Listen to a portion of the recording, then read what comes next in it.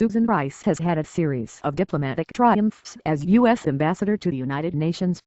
President Barack Obama, an old friend, showed he is her back when last week he publicly challenged her Republican critics over the Benghazi controversy to go after me rather than her. She knew former Secretary of State Madeleine Albright from the age of 4. And yet Rice is now fighting for her political future. Her chances of becoming the next Secretary of State, replacing Hillary Clinton, have been significantly damaged. Senior Republicans, such as Senators John McCain and Lindsey Graham, have said they will oppose her getting the job, signaling a confirmation battle if Obama decides to nominate her. Some critics in the U.S. media, such as Washington Post columnist Dana Milbank, have said she is unsuitable for the position.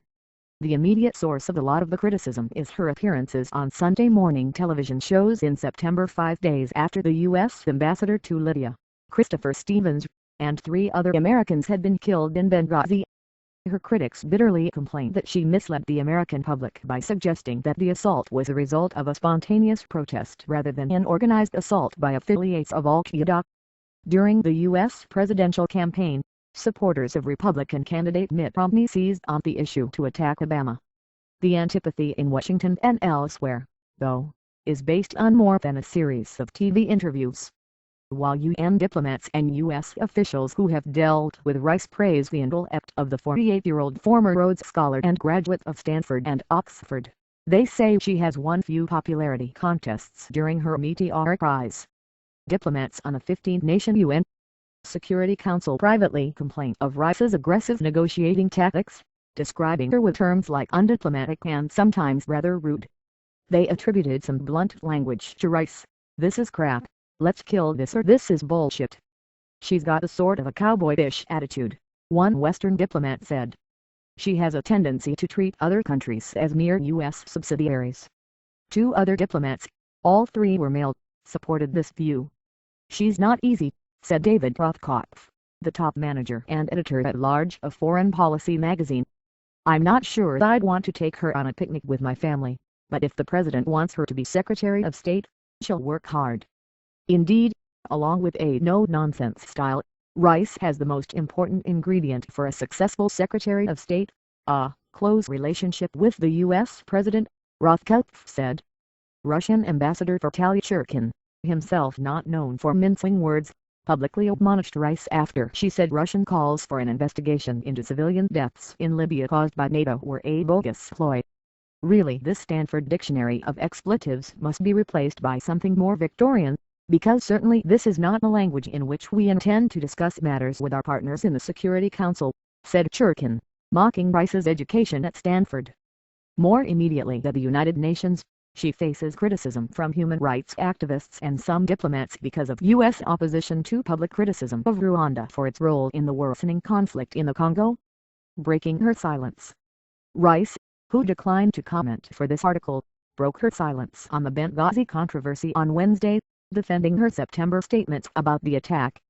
But she did so on Thanksgiving Eve when many Americans were traveling and when her comments were likely to be overshadowed by news of a ceasefire between Israel and Hamas.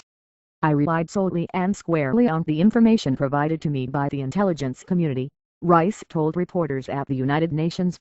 "I made clear that the information provided to me was preliminary and that our investigations would give us the definitive answers." While Rice said some statements about her by McCain were unfounded, she may have been trying to mend fences when she added, "I look forward to having the opportunity at the appropriate time to discuss all of this with him." People who know Rice say she is finding it hard to keep up her spirits during a long autumn of criticism. "It's not easy being attacked publicly by people who have their facts wrong day after day," one U.S. official said. Rice's defenders say that a lot of the attacks smacked of sexism, as the same tough manner she can display has been seen as an asset in some legendary male American foreign affairs officials. Rothkopf, who was an official in President Bill Clinton's administration, cited James Baker and Henry Kissinger as exemplary secretaries of state. "They were tough fighters who broke a few eggs and made some enemies. They are admired for their toughness, and Rice is attacked for her abrasiveness," he said. Some say eminently qualified. Certainly, Rice has won some accolades for pushing the UN Security Council to adopt new Iran and North Korea sanctions, helping secure the toughest UN measures to date against those two countries over their nuclear programs. Rice also played a key role in negotiating last year's war resolution on Libya. Current and former U.S. officials aligned with the Obama administration say Rice is eminently qualified for the post of Secretary of State. They say the attacks on her during the presidential campaign were part of Republican efforts to frame the Benghazi assault as a terrorist attack, possibly linked to Al-Qaeda, on Obama's watch.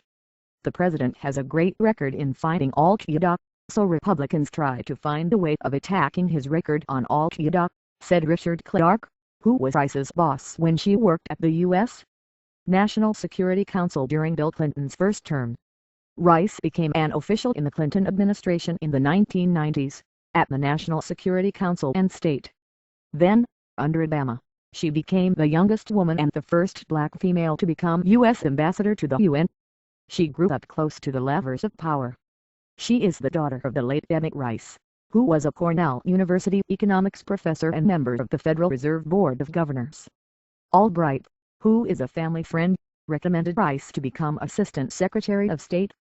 "We often traveled together and I took her advice very seriously," said Albright, who served as UN Ambassador from 1993 to 1997 and Secretary of State from 1997 to 2001.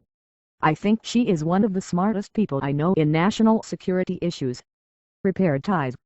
While some Republicans have accused her of sacrificing U.S. interests in her effort to woo UN diplomats and also complained that she is too often absent during UN Security Council votes, neither criticism is given much credibility by other diplomats in New York.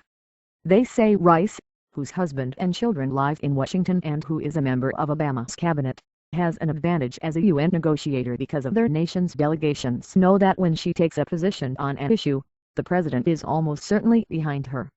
The UN official said that when Rice took office in 2009 as Obama's UN envoy, she repaired much damage done to the U.S. image of the United Nations, an organization often criticized by the administration of former President George W. Bush.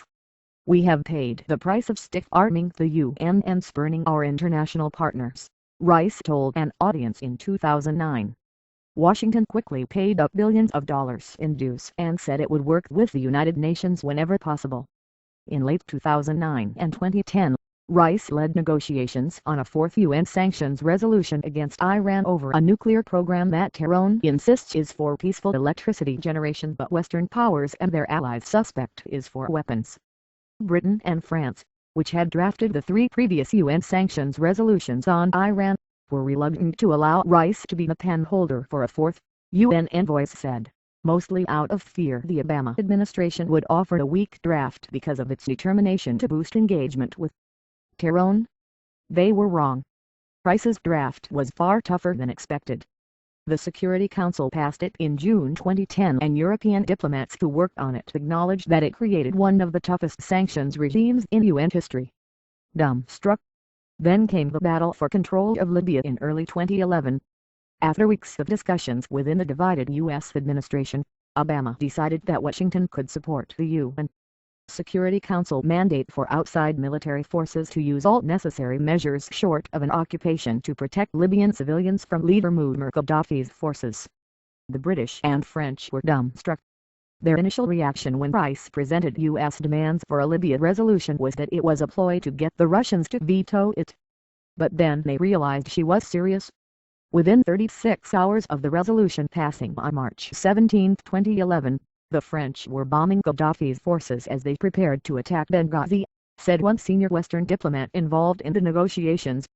The Americans pushed the process well beyond what we thought we could achieve in the Council, and it succeeded. Still, it is far from smooth sailing for Rice. Security Council diplomats and human rights activists have more recently criticized her over Rwanda. Her involvement with the East African nation began in the 1990s, when she was a National Security Council official responsible for international organizations and peacekeeping.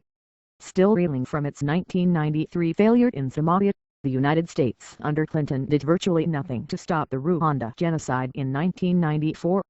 Nearly 2 decades later, Council diplomats and rights groups accuse Rice of protecting Rwanda and President Paul Kagame, a charge that Rice's defenders say is baseless. UN experts who monitor compliance with sanctions on Congo have accused Kagame's Rwanda of supporting the M23 rebellion in eastern Congo. M23, which is suspected of mass killings, rape and other atrocities, on Tuesday captured the city of Goma.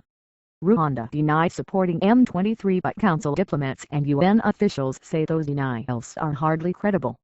In June, the experts sent the report on the allegations to the Security Council's Congo Sanctions Committee, where council diplomats said Rice blocked its publication for weeks. U.S. officials denied blocking it, saying Washington only wanted Kigali to have a chance to respond.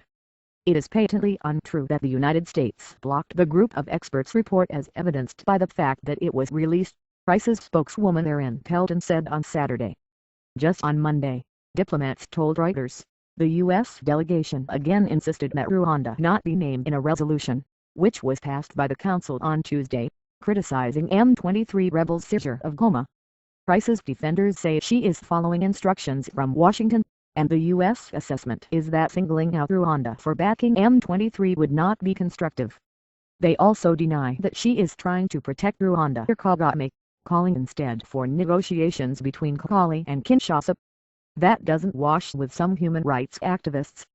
Despite its influence on Rwanda, in public the U.S. government has been inexplicably silent, said Philippe Boulepayan, UN Director for Human Rights Watch.